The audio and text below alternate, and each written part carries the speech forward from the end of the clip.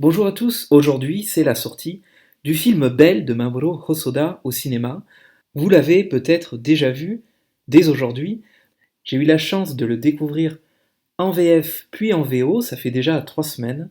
Et donc je voulais partager avec vous cette vidéo analyse en 2 parties. J'ai déjà sorti la première partie de ma vidéo la semaine dernière, où je traitais en particulier de l'histoire et du rôle des chansons dans le film. Cette deuxième vidéo, on va se consacrer plus particulièrement à la qualité de l'animation, mais également à l'humour et surtout le point de vue de Mamoru Hosoda sur les réseaux sociaux et les nouvelles technologies. C'était un point que j'attendais tout particulièrement et que j'ai essayé d'analyser dans cette vidéo. À la fin de la vidéo, je vous révélerai si Belle est pour moi le film d'animation de l'année 2021. Une chose est certaine, c'est que Belle est un incroyable spectacle. L'animation est une qualité immense dans ce film, elle est juste incroyable. Je pense que c'est aujourd'hui le film le plus ambitieux et créatif de Mamoru Hosoda, et ce pour plusieurs raisons. Pour opposer le monde réel et le monde virtuel, il oppose deux styles. D'abord, le quotidien de Suzu est animé en 2D traditionnel avec une représentation magnifique du Japon. Des arrière-plans fixes de la campagne, hyper réalistes jusqu'à son lycée, tous ses lieux de vie, la nature autour de son village, la petite gare de Ino. Ce film est un dépaysement total et il s'avère que tous ces lieux existent en réalité. Le monde virtuel, lui, est représenté en majorité en images CGI, avec des décors aux formes géométriques très marquées. J'avais peur d'être déçu par la 3D. Eh bien, pas du tout. Les effets de combat sont très fluides, les effets de mouvement et le monde virtuel donnent une sensation de vertige sur grand écran, avec un final en apothéose qui colle parfaitement à l'ambiance du film. Et l'équipe parvient même à faire passer des émotions en 3D. Franchement, ce film m'a presque réconcilié avec la 3D, même si certains plans ne sont pas incroyables, il y a vraiment quelque chose d'hyper créatif dans ce film. Un autre aspect hyper intéressant est de comparer la représentation de Belle et celle de Suzu. D'abord, le personnage de Suzu s'inscrit directement dans la continuité de la représentation des héroïnes d'Osoda dans ses films précédents, alors qu'au contraire, pour le personnage de Belle, Hosoda a décidé de faire appel à un dessinateur, à un caractère design sud-coréen, Jin Kim, qui est connu pour son travail pour Walt Disney Animation Studio, où il a travaillé de 1995 à 2016. Et cet amalgame entre l'animation japonaise traditionnelle et un apport extérieur, et Belle est parfaitement représentée dans toutes ses nuances. Pour moi, c'est un personnage véritablement qui va marquer l'histoire de l'animation japonaise. Quand je vois ce que Mamoru Hosoda et son équipe sont capables de faire aujourd'hui avec Belle, je me dis qu'il a tellement bien fait de quitter la Toei et de créer son propre studio d'animation Chizu. L'humour est aussi une grande qualité du film. Je vous promets que quelques scènes vont vous faire hurler de rire. En particulier, une déclaration d'amour construite sur un simple plan fixe qui joue sur les entrées de chant et est juste hyper drôle. Bien que Belle soit le film le plus créatif d'Hosoda, il s'inscrit directement dans la continuité de tous ses films précédents, avec des références à ces thèmes qui lui sont chers, comme la famille, la quête initiatique, les épreuves dans un univers parallèle. On est véritablement convié à un voyage loin de notre quotidien, mais en miroir de notre société. Et c'est ce qui fait l'identité, le fil rouge de toute la filmographie de Mamoru Hosoda. Je veux maintenant revenir sur un thème central du film que j'attendais tout particulièrement. C'est celui de l'évolution d'Internet et des réseaux sociaux. Car ce thème, Mamoru Hosoda l'avait déjà abordé dans Digimon Our War Game en 2000, où il nous questionnait sur la puissance d'Internet, puis exploré dans Summer Wars en 2009, où il nous alertait sur le chaos que le pouvoir de l'intelligence artificielle pouvait provoquer. D'ailleurs, on relève que l'ouverture du film Belle et la présentation du monde de You par une voix off est similaire en tout point à celle du monde de Oz dans Summer Wars.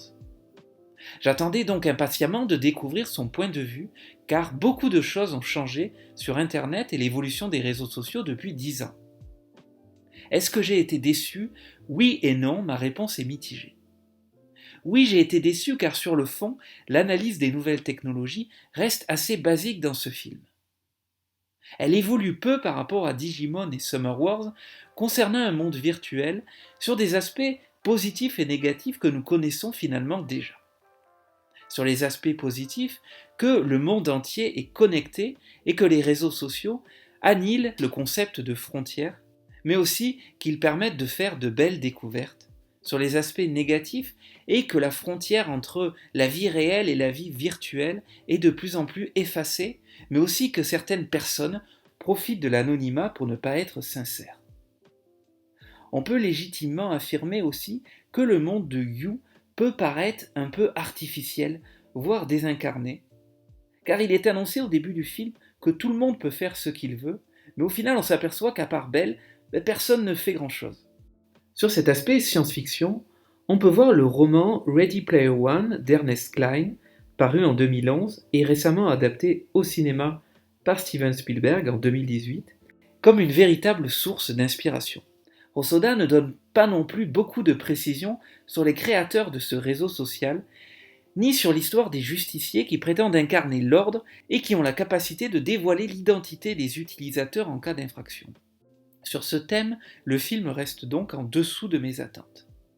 Mais en analysant, je pense surtout que le monde de You est utilisé comme un support, presque comme un prétexte, pour nous montrer le sens de l'évolution des personnages.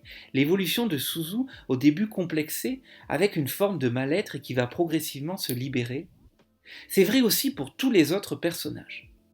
C'est ce thème pour moi qui est au centre du film, l'évolution des personnages, de leur personnalité, de leurs émotions, la manière dont ils vont évoluer en se connectant les uns aux autres. Sur ce thème de la modernisation de notre société, Hosoda se distingue des références du genre, que sont pour moi Les Temps modernes de Charlie Chaplin et 1984 de George Orwell. Il s'en distingue sur au moins 2 points. D'abord, à mon sens, Belle n'est pas un véritable récit d'anticipation, au sens où Internet fait aujourd'hui partie de notre quotidien. Il traite simplement de son évolution, et du fait que dans un avenir proche, la technologie puisse absorber les corps, mais aussi intégrer l'inconscience, les sentiments enfouis. Ensuite, Hosoda refuse la dystopie de l'évolution des nouvelles technologies et plus globalement de l'évolution du monde.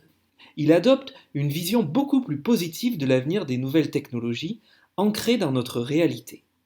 Il veut nous montrer la manière dont la jeunesse doit se les approprier pour continuer à s'ouvrir au monde extérieur. Au début d'ailleurs, You est présenté comme un monde virtuel qui absorbe ses utilisateurs, leur permettant de changer d'apparence, d'agir et d'interagir de manière totalement anonyme. Et au fur et à mesure de l'histoire, on constate que ce monde virtuel est en fait une seconde réalité, parce que tout le monde va finir par dévoiler sa véritable personnalité. Pour moi, Belle confirme donc que le cinéma de Hosoda est un cinéma de fragments, un art de décomposition de notre monde pour mieux recomposer les individus, nos personnalités et surtout regarder vers l'avenir, en forme de quête de liberté et d'émancipation. Au final, Belle est une véritable immersion cinématographique avec différents niveaux de lecture. Il démontre une parfaite maîtrise de la part de Mamoru Hosoda pour faire un vrai long métrage d'animation genre blockbuster Disney. Alors on peut se poser la question, est-ce que Hosoda représente l'avenir de l'animation japonaise ? En tout cas, moi c'est une direction qui me plaît. Belle est le film que j'ai toujours rêvé de créer, et j'espère que ce sera un grand spectacle de divertissement. Et je trouve que cette phrase représente bien ce film. Hosoda a compris l'utilité d'élargir son public, mais il le fait bien, en restant fidèle à ses personnages, une identité qui caractérise l'histoire de l'animation japonaise. Il ne sacrifie pas l'authenticité de l'animation japonaise sur l'autel de la 3D, il conserve un style d'animation unique, mais il reste ouvert à l'intégration de nouvelles techniques qu'il intègre à merveille dans ce film. Pour toutes ces raisons, Belle est bien pour moi le film d'animation de l'année. Et pourtant, il y avait de la concurrence. J'ai vu le film 2 fois il y a quelques semaines et j'ai déjà envie de le revoir. On commence cette histoire en tant que simple spectateur et à la fin du film, j'ai ressenti un véritable sentiment d'accomplissement. Je ne pense pas que Belle soit un film qu'il faut trop analyser, surinterpréter, même si c'est un peu ce que je fais dans cette vidéo. Pour moi, c'est un film profondément humaniste, accessible, que l'on peut très bien apprécier en famille, en se laissant simplement porter par le spectacle, les chansons et la beauté de l'animation. Et pour tout cela, j'ai envie de dire merci Monsieur Hosoda de rendre cette fin d'année plus belle.